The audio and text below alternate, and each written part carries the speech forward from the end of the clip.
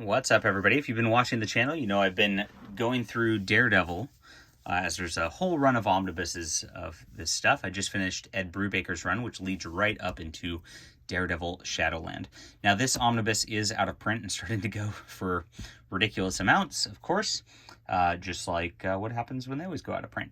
And it's Andy Diggle's run after he takes over for Brubaker. At the end of Brubaker, what happened was Matt Murdock became the leader of the Hand, the ninja group, and this is kind of the fallout from that. Got some nice art inside. He dons the black costume to be more devilish, and we kind of see what happens here. The first few issues, he's dealing with Hand business, and I love the art. The art's by Billy Tan. This is the Dark Reign. And then it goes to Roberto de la Torre for the main Daredevil run. The Billy Tan stuff's good. This is just classic comic fare as we see the Dark Reign sort of stuff come on. And the Dark Reign event also that's kind of a part of this, unfortunately. There's so much Marvel crossover crap during the modern era. It makes it so hard to just read a single book, and that's become a struggle of a problem for a long time. But with this stuff, Norman Osborn has kind of taken over, national security, and has his group kind of doing things. And in the background, there's this lady Bullseye, who's working for the Kingpin, and that's where it goes. So Daredevil doesn't like the whole Norman Osborn thing, and he's going to send a message by taking over Hell's Kitchen and saying, this is not happening anymore. And here's the De La Torre art on main Daredevil. It actually matches the art that was on the Brubaker and Lark run pretty well. I mean, it's a little different, but it keeps that tone that's very nice. And so you feel like you got a nice, pretty seamless transition as the Hand business starts to go on. We've got a Dakota North who's like an investigator who's joined Foggy and Murdoch, and then they've got their assistant also. And she's kind of back, and Foggy's kind of lamenting, I kicked him out and I fired him from the office, and I shouldn't have done that because he needs us more now than ever. And meanwhile, Murdoch acts like he kills the sensei from the last stuff, or from the Hand, and he doesn't actually kill him. It's a spoiler alert, but everybody thinks he's so brutal now and terrible now, and that's where it goes. Now the Owl's in prison, and he gets busted out eventually, and we get some nice dark Daredevil action. Daredevil being in charge of the Hand, he's like really trying to be... It's kind of a copy of that Bendis storyline where Bendis made him the Kingpin of New York and Hell's Kitchen and all that, but now he's got ninjas at his back. But Bendis, what he did when he made him the Kingpin is he skipped over a time period and didn't show that, because Bendis does a lot of telling and not showing, but that's another story.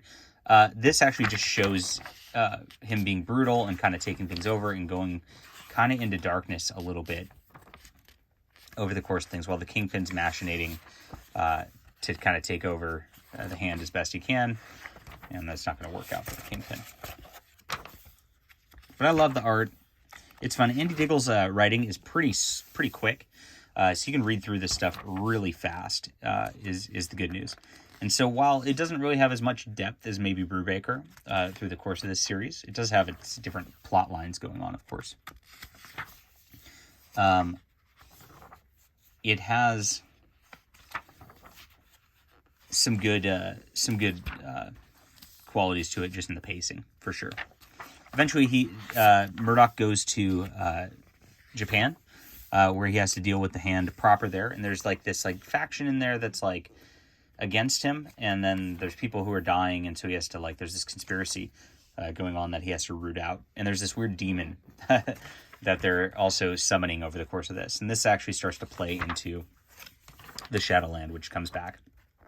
Now, Murdoch is building Shadowland in New York as this is going on. White Tiger's his second. Elektra shows up because that's what happens. And there's the guy who, like, was after, like, trying to remove Murdoch as the hand leader, gets killed. And they blame it on, you know, the factions fighting each other. And, but there's this, like, secret group of the hand who's, like, trying to manipulate things into, like, this, like, really darkness that's going on in the background. We really don't uncover the problem with that. And then it goes into Shadowland. Now, this Shadowland is, I believe this is the Shadowland issue proper. Are we here now? Yeah, Shadowland number 1. He comes back from Japan at this point. Bullseye is released, or gets out of prison, and causes some problems. You can see the art difference in this is a much more standard comic for the event. Daredevil's taken over Hell's Kitchen. The superheroes are like, do we do anything about it? And Murdoch goes after Bullseye, and he wants to send a message at this point. So he just freaking shanks and kills Bullseye.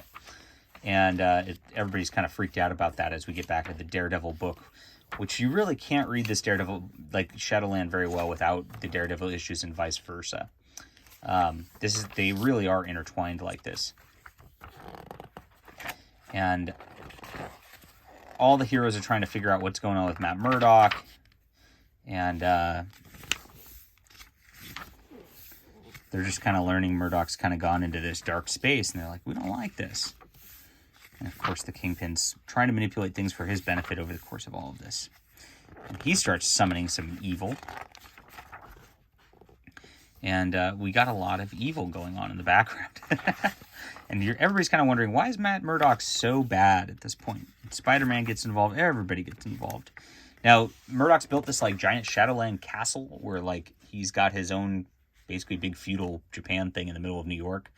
And he's got a big prison underneath it. He's keeping a bunch of people prison. Ghost Rider breaks some people out. And here we go into Shadowland 3. Then we start getting into, like, all-out action fights. And Diggle does a lot of all-out action fights through the course of this, which I enjoy reading.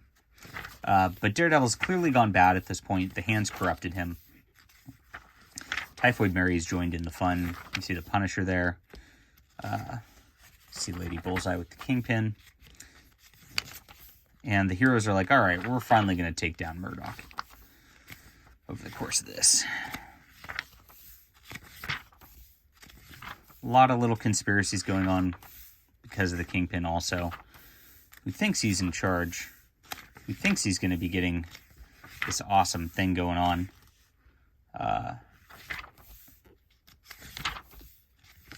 It turns out not so much.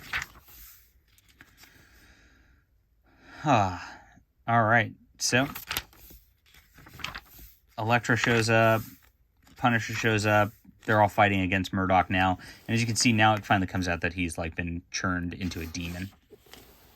So it is a difficult transition. You see this like very comic-y, regular standard comic art, and then you get into the Daredevil issues, and it's very much that like realism, gritty look back and forth, which doesn't work out the best. Dakota North has like a sort of closure moment with her father because she's going to be gone pretty shortly here out of Daredevil. And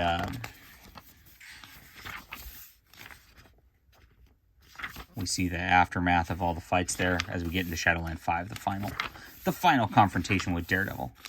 And through this, like, the fight happens, and we get this, like, psychological deal in Matt Murdock inside of him. He looks like he gets run through with a sword and killed. And I don't know what happens. I think Elektra goes and saves him, but it's off screen, so it's really not stated what happens. So you kind of get this, like, this deal. And then Murdoch kind of shows up at the end and goes and repents. So Demon's gone. I think they, killed him to kill the demon. That's that. We get this Elektra story where she was going and dealing with the hand. Now we get into, like, the side stories. Now, the Elektra one's all right because it kind of fits in. She was a big portion of what was going on there. The Bullseye one, this is just like a funeral for Bullseye, basically. And it goes back to, like, from Bullseye's perspective, how that happened. We get into Moon Knight, and I'm interested in Moon Knight as its own character, and this actually has some Moon Knight developments. If you're interested in Moon Knight, they do develop the character a little bit over the course of this because he's got his, like, split personality thing going on in the background. And you can see the art on these, like, little side stories is not quite as good. But it's all right. But you start to get into these crossovers, and there's so many, and this is why people a lot of people are really down on this run. But you read up to about here, and it was a lot of fun. I enjoyed this book, and I was like, cool. I love the Daredevil. I love the crossover. Shadowland was pretty fun. Pretty good conclusion to the hand thing. I'm glad that's finally resolved. But then, you get these crossovers, and you're just like, what's the point? Now, Moon Knight, again, has that whole personality thing. So if you're into Moon Knight, it's useful to read that. The Ghost Rider is interesting just because you got Clayton Crane art, so you get this beautiful digital art, but there's really not much character development to it or anything like that. And then it starts to just go downhill from there, and we get into Spider-Man, and it's like, what does Spider-Man really have to do with this? Well, he just has a fight with the Negative Man there. And, art's okay. Shang-Chi's fights along with it, and it's okay. But there's really no purpose to it. You really don't need the Spider-Man issues over the course of this. And then we start getting into, stuff that you really don't care about after Spider-Man. Who's this one? Blood on the Streets. And this just has to do with, Misty Knight. And she gets, a 3-issue miniseries with this, really stiff, boring art with, very saturated colors, which is just really hard to read. And it really doesn't add anything to the story so much. So you're just like, man, 4-issue miniseries. I'm sorry. Gosh, dang. So you don't care at that point. And it just keeps going. And this is the problem with these events. Every single event's like this. This is not a Shadowland problem, but every Marvel event, Daughters of the Shadow now. Now, this is great. I like Colleen Wing. She played a cool part in the main story, and she's pretty to look at. I actually like the art okay here. But, again, I just don't, there's nothing to really care about so much here. So she gets in this whole deal and forms this ninja sisterhood of hot girls who kill stuff. And that's that. And she's kind of taking charge of this. But again, it's just not necessary. It doesn't really add anything to the story. They don't really continue any Colleen Wing exciting stuff from here. So, there's not much of a point to it. Thunderbolts crosses over with its main series, and this all kind of has to do with the whole Norman Osborn Dark Reign thing, and you get a little Luke Cage stuff of how he's investigating into Shadowland through the course of here. It's okay. Again, you can just skip all this, and you don't really miss anything. And I forget what we're into now. We're past it. Past the Thunderbolts. Power Man. Now Power Man gets his own series right after you. So you read Luke Cage in that, and you're like, Power Man. But Power Man's not Luke Cage anymore. He's this kid who's trying to become Power Man, and you kind of get his struggles with his parents and things like that. It's it's Mahmoud Asrar on art, so it's okay. But at the same time, I don't know. I guess it's cool they're trying to make a new character. Eventually, Danny Rand decides to train him. So, womp womp. There you go. Now we're back into Daredevil. So you really could have skipped this much of the omnibus and really not missed anything. And I actually recommend anybody who's trying to read through Daredevil do that. This was a chore to get through all those little tie-ins. There was no real point to them at all. They didn't really tie into the storyline. We get the final issue of Andy Diggle's Daredevil after all of that.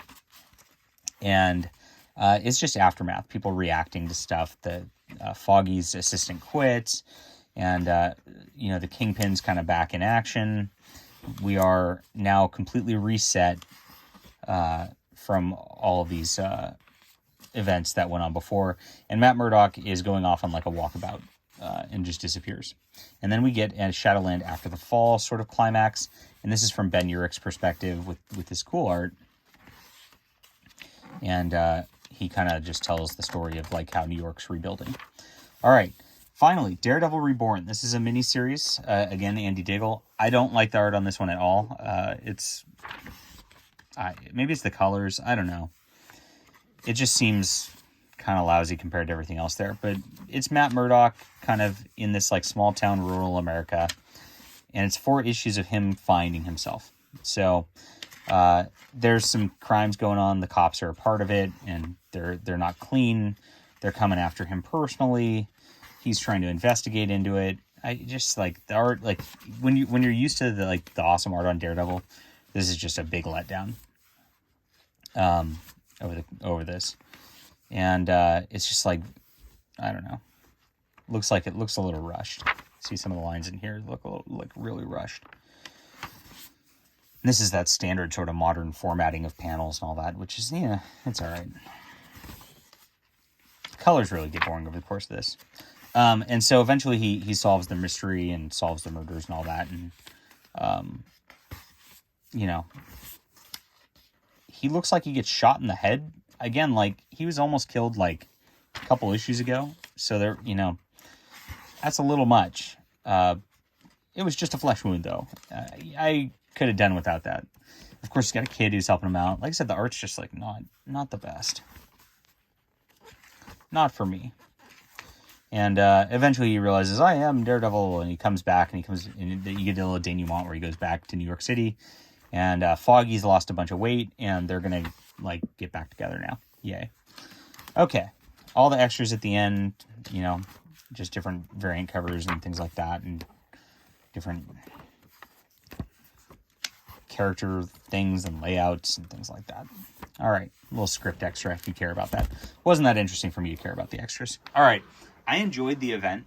I enjoyed the Daredevil proper issues, and a couple of those minis were okay to read, but overall, so skippable. I would highly recommend just reading the Daredevil and the Shadowland, and then skipping over that whole middle section, getting into Daredevil 512 after the fall, and then reading that last miniseries, and then you're caught up and you can get into the Mark Waid stuff, which is what comes up next. So they relaunched Daredevil after this, and they changed the tone dramatically because it's been so dark and edgy for years, and that's exactly what goes on. Now, I think as the event and Daredevil in this, it was fine. The run was interesting. It entertained me. There was a lot of action. Andy Diggle's work is fast paced. I like the art on that. So I enjoyed that. Now, I don't know how to review this. Do I review this as like the whole, including all those little miniseries tie-ins, or just that? I think you skip the tie-ins, because the tie-ins for every event are like that. Marvel needs to stop doing it. Please, if somebody from Marvel is in this, just stop publishing those. I know you're cash grabbing and like playing off the event, and you have to, every event, The King in Black, you know, Cloak and Dagger, issue 1, you know, it's like, I don't know if that actually exists, but it's like, they didn't need an issue in that. It's not a thing. So I wish Marvel would stop doing that. As the event itself, it was fun. 7.5 out of 10. It's just like slightly not as good as Brubaker. And that is enough to kind of bring it down to where it was like, okay, this was okay. But it was still readable and enjoyable, and I'm glad they finished up all the hand stuff and sort of reset the character in that direction. All right, hit that like and subscribe button. We'll be back soon.